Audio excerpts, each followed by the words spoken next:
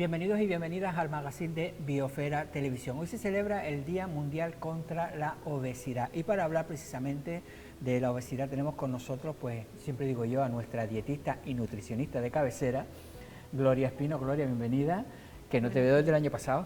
Sí, parece que fue el otro día en realidad. Sí, no, yo me lo digas a mí cada vez que quito esto del mes, digo, ya estamos en marzo. Así es, el tiempo vuela. Sí. Día Mundial contra la Obesidad, que es una enfermedad, ¿no? ¿O no?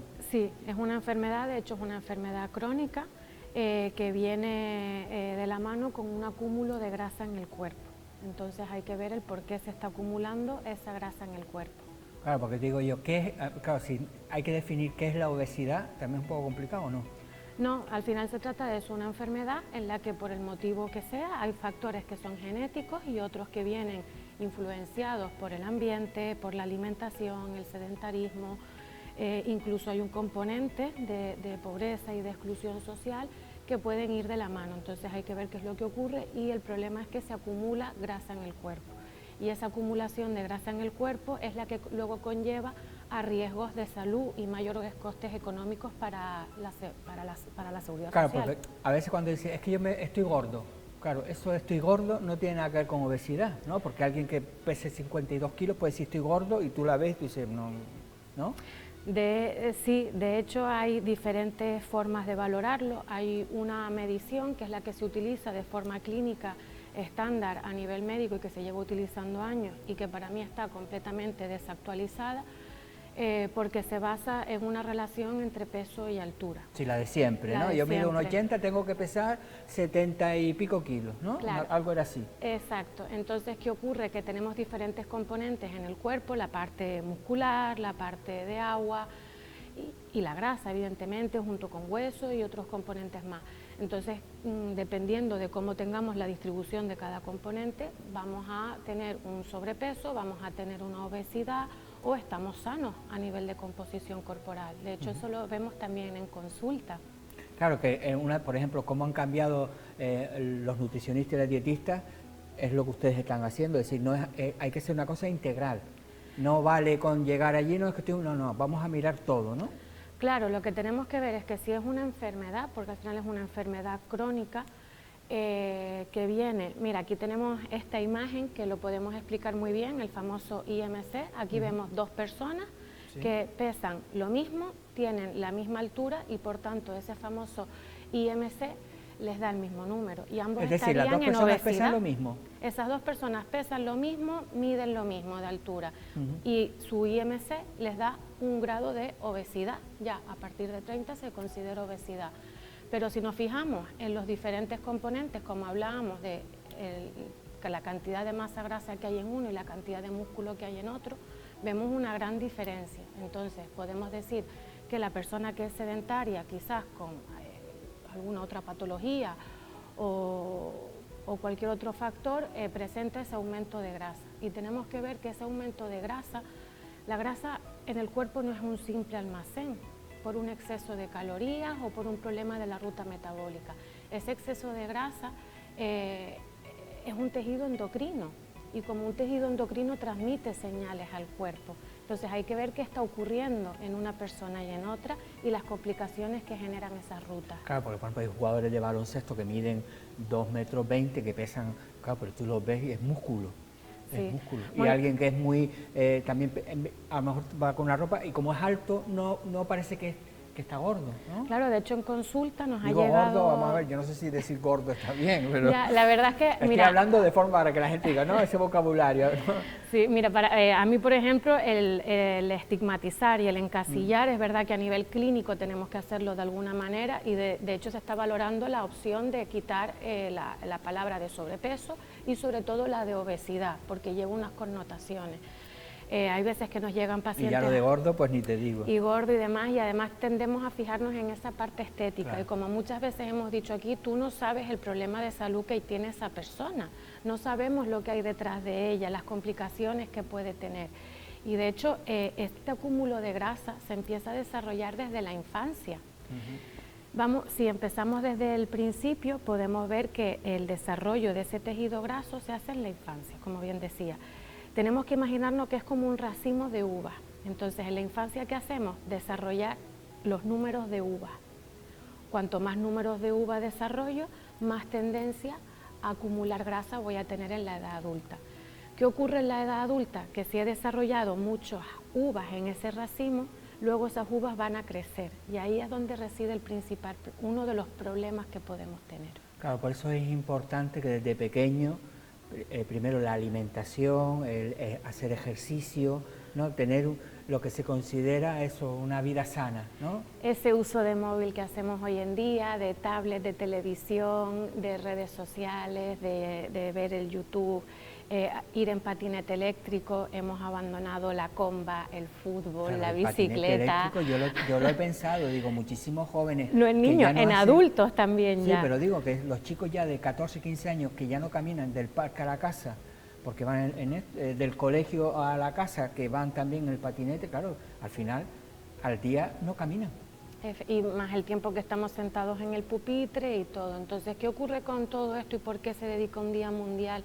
Realmente no es contra, sino es para concienciar de las complicaciones y tomar conciencia.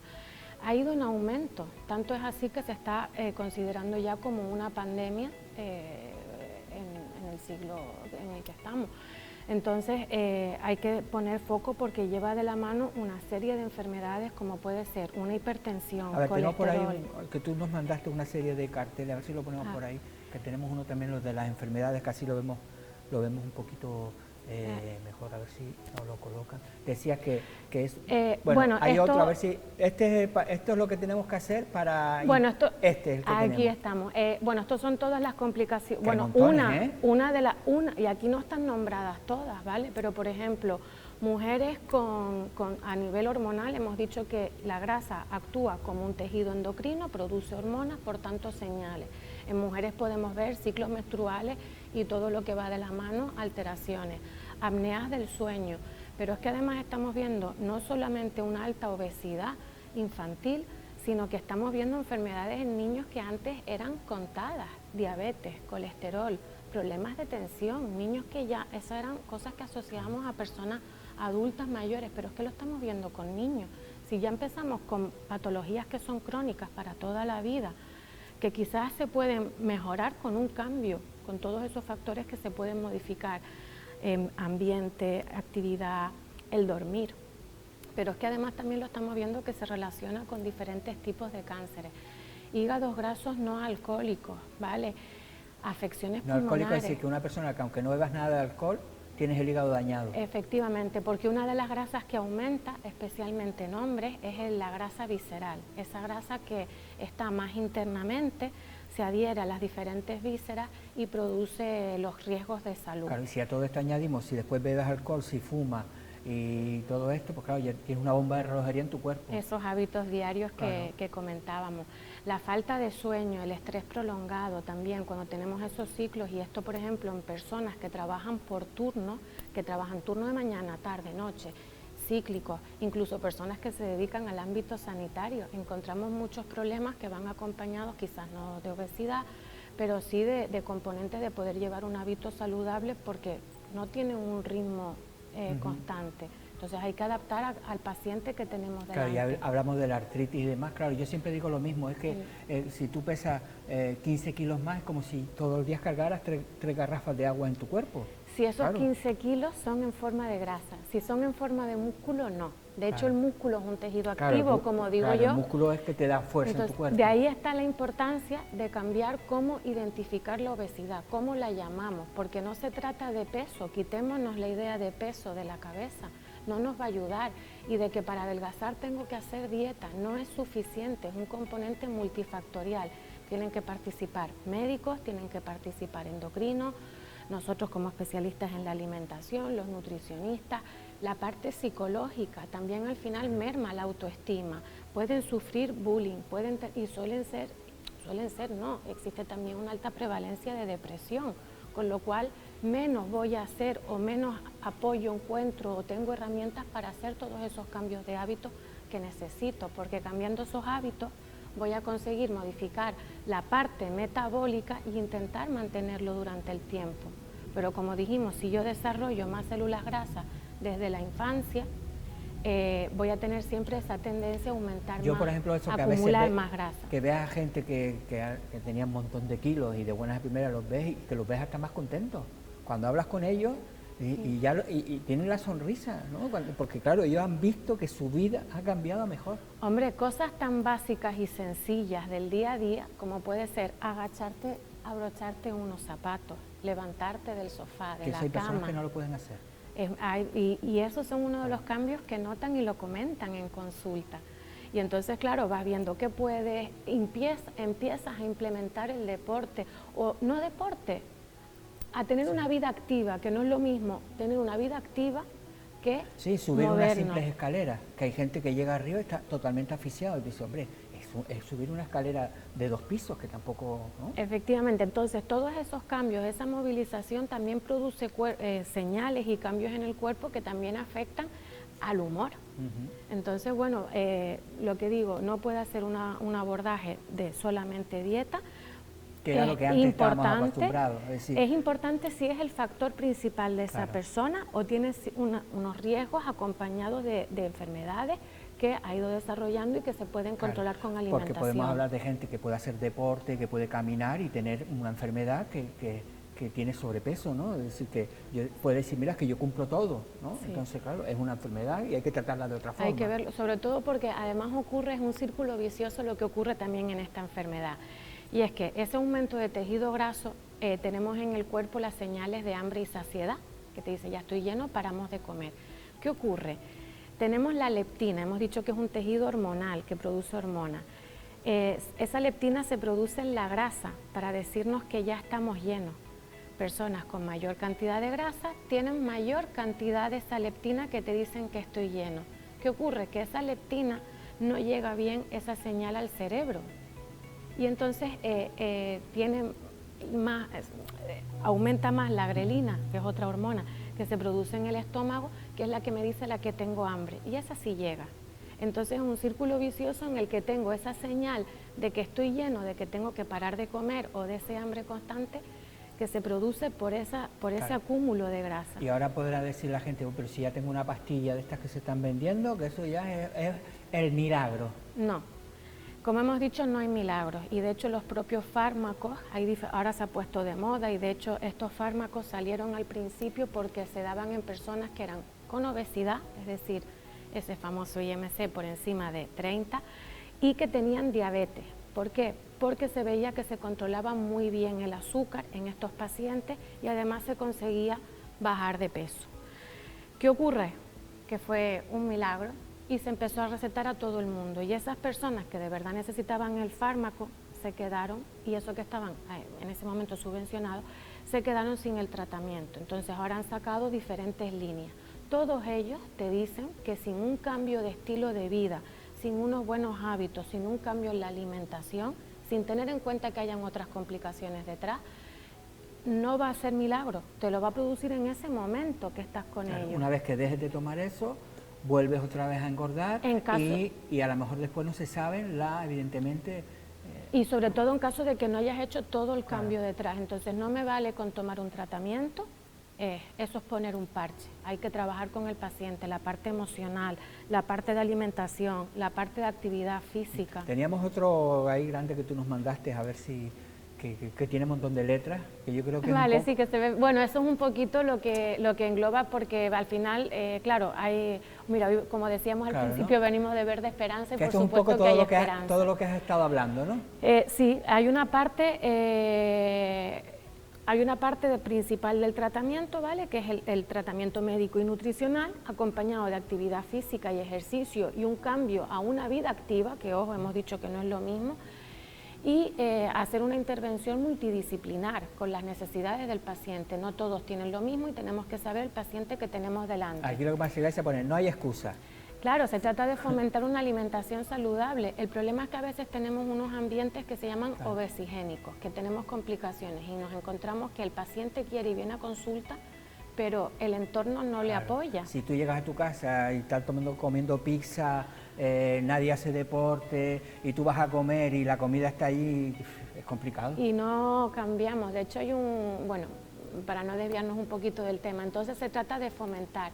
se llevan a cabo un montón de programas por parte del gobierno, de diferentes instituciones y todo.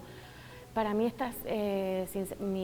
mi criterio clínico y crítico es que no funcionan porque vemos un aumento, no llegamos, y creo que en esos abordajes no se hacen como se tienen que hacer o con la intensidad y con la manera en la que se deben de hacer, no se toman las acciones y las medidas necesarias.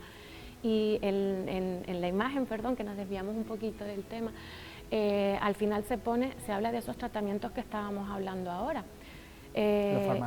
Los fármacos y demás de ayuda. ¿Qué ocurre? Pues que eso se llega cuando el paciente se ha intentado antes, existen otra serie de circunstancias y vemos que es como la alternativa para ver si conseguimos llegar a ello, pero que tiene que ir acompañado también y en el último caso las intervenciones quirúrgicas, claro. que también las hay. Lo que hay que decir es eso, que si hay alguien que tiene evidentemente un problema de sobrepeso, que tiene enfermedades, que no entren en internet a solucionarlo por su cuenta y esto lo solucione, no, todo ese tipo de cosas requiere asesoramiento profesional. Una cosa que tú creas que te pueden subir un par de kilos, bueno, camina un poquito más, cambia un poquito, ¿no?, la alimentación, pero cuando hablamos de obesidad es importante asesorarse bien. Efectivamente, luego hay que también saber si esa persona presenta alguna deficiencia nutricional que además puede participar en un funcionamiento de una tiroides. Tenemos que saber cómo es capaz de metabolizar esos famosos hidratos de carbono que parecen el diablo en la alimentación cuando nos aportan múltiples beneficios aportados correctamente. Parece que podemos comer proteínas de forma indefinida y las proteínas también nos aportan X cosas y no todas son iguales. Quizás no cubrimos los requerimientos de proteína. Ahora la proteína es la que está, bueno, es la reina. Hay de todo y sobre todo también una de las cosas que vamos y con ayudas y todo el tema de la suplementación que también me preocupa en este grupo. Esto para esto, esto para lo otro, y ese paciente no lo necesita y precisamente lo que menos necesita es todos esos mensajes contradictorios, uno por aquí, otro por allí. Entonces los suplementos están para suplir algo que no conseguimos cubrir por el motivo que sea. No llegamos con la ingesta oral, necesito meter un acelerón para ayudar, bueno, vale, pero momentáneamente porque también presentan riesgo y de hecho nosotros nos encontramos a veces analíticas alteradas y viene por la toma de suplementos. Bueno, está claro que es un tema que nos incumbe a todos y a todas nosotros, así que ya hablaremos también en alguna otra ocasión también de la alimentación, del ejercicio físico, de todo y de nutrición. Pues Gloria, ya te tendremos por aquí también de vez en cuando, porque eres ya una profesional muy ajetreada. Cuando quieran, siempre hay un huequito. Siempre hay un huequito. Y nada, nosotros le hacemos una pequeña pausa y continuamos en el magazine.